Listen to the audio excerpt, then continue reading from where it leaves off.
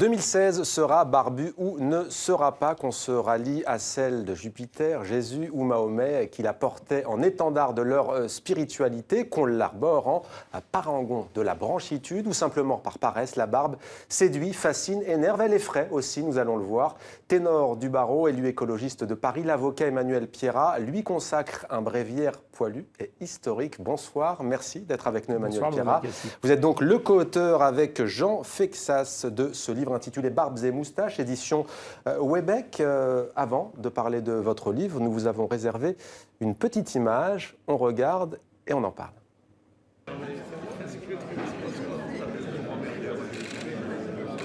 Monsieur Macron, nouveau look pour cette nouvelle année? Il a réussi son coup de com', c'est parfait. Voilà. C'est pour ça qu'on est avec lui. Voilà, nous n'avons rien préparé avec le ministre français de l'économie, Emmanuel Pierrat. Une réaction peut-être, ça tombe à pic.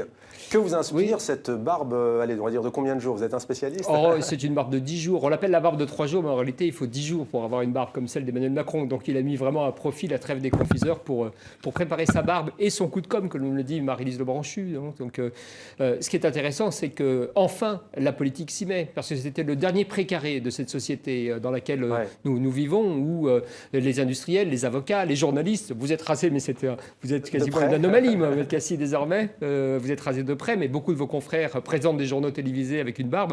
Donc toute la société aujourd'hui porte la barbe qui n'a plus les mêmes significations qu'auparavant. Et le seul univers où il n'y avait pas de barbu, le seul dernier, ça a été Georges Hue, pour faire simple. Donc c'était la barbe du Parti communiste, etc. Plus aucun ministre, plus aucun ministre ne portait la barbe, aucun ne porte la moustache. Et enfin, voilà, Macron. Donc Macron saisit la modernité et il se montre comme un ministre, non pas que j'adule, mais en tout cas moderne en faisant ce geste ce matin. Est-ce qu'il n'y a pas un paradoxe, puisqu'en général, la pilosité, c'est un symbole, un attribut du pouvoir, de la puissance, et pourtant les hommes politiques aujourd'hui la délaissent? Ils l'ont délaissé parce que ce symbole, il a été associé à la sortie de la Seconde Guerre mondiale à de grands désastres. La barbe ou la moustache, c'était Staline. La moustache, c'était aussi Hitler. Et puis dans une période plus récente, la moustache, c'est Saddam Hussein, par exemple. Donc on va dire, c'est la barbe de Fidel Castro. Donc ça a eu une connotation à partir de 1945 et jusqu'aux années 60, à peu près 70, une connotation de dictateur, d'homme de pouvoir, d'homme au sens de mauvais pouvoir. Et donc les hommes politiques se sont mis à se raser à partir des années 70 et à enlever cet attribut qui faisait appartenir à un autre monde. Et on n'avait plus réservé la barbe dans la bonne société. Plus personne ne portait la barbe. Les chefs d'entreprise, les capitaines de grandes industries, ça n'était plus réservé que, on va dire, aux hippies, c'est-à-dire vraiment à quelque chose qui était considéré comme marginal et contre la société. Alors justement, les hippies, on va peut-être revenir tout à l'heure sur les souverains il y a quelques siècles, mais justement, puisque vous avez prononcé le mot de hippie, ils ont été précurseurs en Occident, ils la portaient. Pourquoi la portait-il à ce moment-là, en sachant qu'elle n'était pas forcément bien taillée? Elle n'était justement pas bien taillée, ce qui la distingue beaucoup des barbes d'aujourd'hui. Les barbes qu'aujourd'hui, que ce soit la mienne, celle d'Emmanuel Macron, ou les grandes barbes des hipsters, ce sont des barbes qui sont très soignées, qui sont structurées, qui ne sont pas laissées à l'abandon. Ce n'est pas le signe de la sauvagerie. C'est peut-être un rappel de l'animalité de l'homme, d'une certaine virilité, mais c'est surtout quelque chose de très soigné. Il y a d'ailleurs tout ce qui va autour. Il y a une industrie aujourd'hui des barbiers, des modèles de pommades qu'on se met sur la barbe, sur les poils. Tout ça est très raffiné. Ce sont des vrais métrosexuels qui portent la barbe, donc pas des brutes. C'était contestataire alors? C'était contestataire, bien évidemment. Et ça se voulait dans un mouvement qui était général de dénonciation de ce que pouvait être la société machiste telle qu'elle opprimait, on va dire, et les femmes et les jeunes gens. Alors les hippies hier, aujourd'hui les hipsters, le fameux hipster porte la barbe. Et d'ailleurs, on apprend dans votre livre que sans le savoir, ils étaient en fait post-mystiques, les hipsters. Oui, ils étaient un peu post-mystiques. Oui, ils arrivent avec tout un tas de théories qui seraient un peu longues à évoquer ici et un peu d'idées. Mais puis finalement, ce mécanisme d'arborer une barbe très structurée, assez longue, etc., a pris et est devenu au-delà d'un phénomène de mode. Ce qui est intéressant, c'est que ce à quoi on assiste avec Emmanuel Macron aujourd'hui, c'est vraiment l'achèvement de la conquête de la barbe, enfin du monde moderne.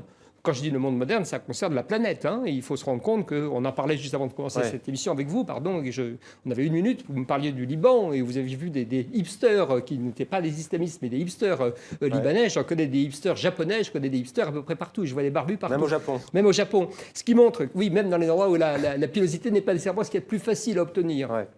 Pourquoi? Parce qu'il y a quelque chose de beaucoup plus profond derrière, qui est que l'idée que l'homme moderne en avait assez de se raser. Se raser chaque matin, faire ce geste qui est une contrainte, qui est pénible, qui est violent, l'air de rien, qui est comme l'épilation des jambes pour les femmes, c'est quelque chose de contraignant. Et cette contrainte sociale, elle a sauté. Et elle a sauté donc pour longtemps. Les études qui sont faites sont intéressantes parce qu'elles sont faites essentiellement par les fabricants autrefois de rasoirs et qui aujourd'hui vendent des tondeuses pour tailler correctement les barbes. Et ces gens-là ont fait des études marketing montrant que la première motivation des hommes sur toute la planète pour ne pas se raser, se laisser pousser à la barbe de façon moderne, c'est de ne pas avoir à s'arracher le visage chaque matin devant la glace. Donc on est devant quelque chose qui durera bien plus que quelques années. Alors ça peut être la mode, ça peut être donc la paresse, vous venez de le dire, la religion également. Tout à l'heure je disais qu'elle pouvait aussi effrayer, vous venez d'évoquer notamment la religion musulmane et la radicalité. Pour autant on s'aperçoit que tous les auteurs présumés des attentats de Paris récemment ne portaient pas de barbe. Aucun, quasiment. Je crois que sur les photos, on les a vus, ils sont tous soigneusement rasés. Parce qu'ils ont compris que dans les codes qui leur étaient appliqués, dans les clichés qu'il y avait, dans la lecture, on disait les barbus pour dire les musulmans et surtout les musulmans intégristes. Ils ont compris que la seule façon de passer anonymement, clandestinement, en quelque sorte, sans attirer l'attention, c'était de ne pas se raser. Et finalement, la barbe religieuse, c'est pas seulement l'islam. Il faut bien se souvenir, quand vous regardez un peuple orthodoxe, ça fait partie des attributs. Les Sikhs, en Inde, portent la barbe, c'est même un devoir. Là, c'est un devoir religieux. Chez les musulmans, c'est pas considéré comme un devoir religieux absolu et absolument nécessaire pour être un bon musulman de porter la barbe. Chez les Sikhs, c'est obligatoire de se laisser pousser les cheveux et de se laisser pousser la barbe. À tel point que les Sikhs ont obtenu, vous le savez, dans la police ou dans l'armée anglaise ou canadienne, la possibilité de la porter alors que l'interdiction de porter la barbe existait. Donc voilà, c'est la barbe et la religion, c'est une vieille histoire qui ne concerne pas que le monde musulman, qui concerne toute la planète et toutes les religions. Alors on va remonter un peu dans le temps, je le disais tout à l'heure, il y a quelques siècles, certains souverains, Louis XIV par exemple, n'en portaient pas, Louis XVI non plus, des intellectuels comme Voltaire non plus. Ce que vous expliquez aussi, c'est qu'au fond, à l'époque, et c'est peut-être vrai aujourd'hui, les gens, le peuple, sont à l'image de leur souverain. Oui, très souvent. C'est-à-dire que quand le souverain porte la barbe, ce qui était l'usage, c'était la démonstration de la force et de la virilité, encore une fois. Donc tous les bons gentilshommes devaient porter absolument la barbe. Il était impensable d'être en contradiction, en opposition par rapport à son souverain. Ouais. Et toute l'histoire qu'on voit ensuite d'un seul coup d'un souverain qui arrive et glabre, c'est souvent parce qu'il a un problème de pilosité, qu'il n'aime pas ça et il a du mal, il a quelques petites touffes. Donc, il impose d'un seul coup que tout le monde se rase. Il se rase et il fixe ce qu'on appelle les impôts sur la barbe. Comme cela existait, et ça existait sous Pierre le Grand, grand souverain russe, tsar russe qui arrive au pouvoir, il a peu de pilosité. Tous ses prédécesseurs avaient des barbes absolument incroyables. Il décide donc qu'on doit être glabre et si on veut porter la barbe, il faut payer un impôt. C'était le cas en Algérie il y a quelques années, avant l'indépendance, etc. C'était le cas, l'impôt sur la barbe est quelque chose de très connu et qui était décidé par des gens qui, d'un seul coup, ne pouvaient pas montrer le pouvoir avec une barbe.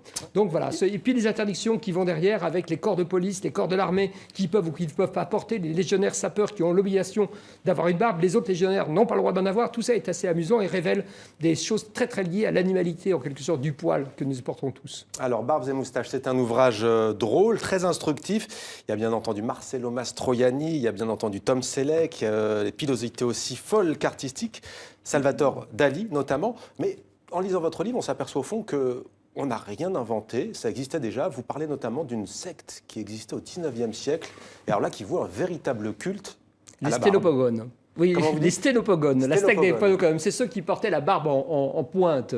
Et c'était une secte réellement qui s'était constituée avec des hommes qui se retrouvaient tous pour partager le plaisir d'avoir la courte pointe.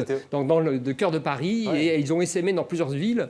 Et il s'appelait la secte des sténopogones. Et il était très difficile d'y entrer pour pouvoir faire partie de ce club très distingué. Il faut bien comprendre que la barbe et la moustache sont des choses qui se sont taillées sous tout un tas de formes. Donc il existe 1000 façons d'être barbu ou de porter la moustache. Vous citiez quelques-uns des grands barbus, etc. Vous n'avez pas cité Clark Gable, qui est une autre moustache absolument sublime. Fu Manchu, grand personnage chinois, qui est dans un autre style.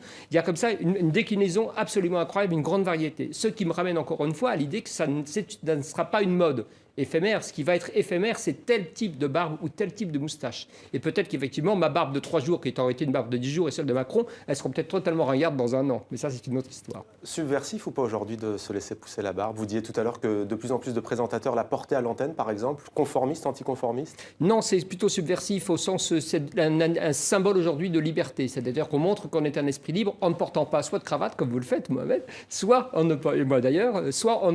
portant la barbe. Donc, il vous reste encore un tout petit peu de liberté à gagner. On va jouer sur plusieurs leviers. La barbe représente-t-elle, selon vous, dans les sociétés occidentales, en tout cas, le dernier vestige d'un monde dont l'âme aurait disparu?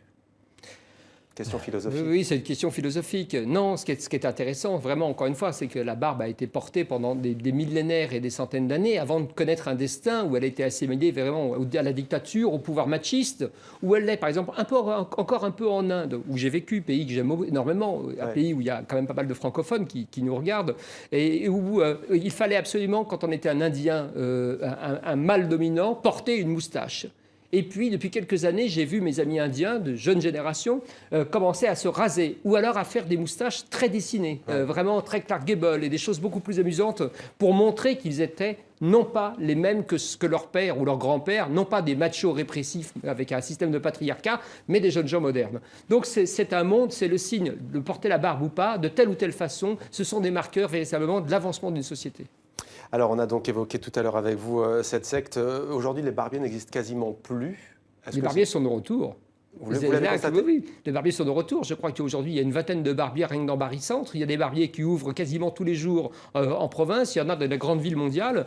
Donc, c'est le retour de la barbe, véritablement. Et pour longtemps, si des gens se lancent dans le commerce de la barbe au sens comme barbier, il y a la barbière de Paris qui est assez connue aussi. Il y a une femme qui s'est lancée dans ce genre de choses. Donc, voilà, il y a aujourd'hui véritablement un grand retour de la barbe. Alors, je ne commenterai pas, mais il y a aussi une femme barbue, une longue barbe dans votre livre. Plus récemment, il y a eu aussi un cas dans l'actualité oui, Conchita Wurst. Bien sûr. Conchita Wurst, qui, est donc, qui a gagné l'Eurovision et qui est ce garçon ou cette femme, peu importe, parce qu'il utilise les deux et joue avec cette identité, autrichien ou autrichienne, qui s'est mis à porter, donc, à se montrer à la fois comme femme et barbu, jouant sur ce clin d'œil et qui a remporté l'Eurovision avec et fait un tabac absolument incroyable. Conchita Wurst, c'est une star aujourd'hui, elle est reconnaissable dans le monde entier. Et ce qui la rend sexy, c'est finalement pas d'être capable en garçon d'être une jolie femme, ni d'être un joli garçon, c'est d'être une jolie femme qui nous trouble parce qu'elle porte la barbe. Et tout ça, toute cette ambiguïté fait le sel de Conchita Wurst, c'est une partie de son grand talent et de sa beauté. Et vous, peut-être pour finir, pourquoi est-ce que vous laissez une barbe non pas de 3 jours, mais de quelques jours en plus? Ça demande un entretien, pourquoi? Ça demande un peu d'entretien, c'est vrai, mais moi, parce que j'en avais horreur de cette dictature qui consistait à m'arracher le visage et puis à me faire des petits points de sang et attacher ma chemise alors que j'étais en retard pour filer plaider, alors que rien ne m'oblige au barreau, quand je porte ma robe, à être rasé de frais. Donc si j'ai une barbe propre, et le jour où j'ai vu un président de cour d'assises porter la barbe comme je le fais aujourd'hui, je me suis dit, ça y est, ça veut dire que ça passait dans les mœurs et que je peux lui mettre aussi.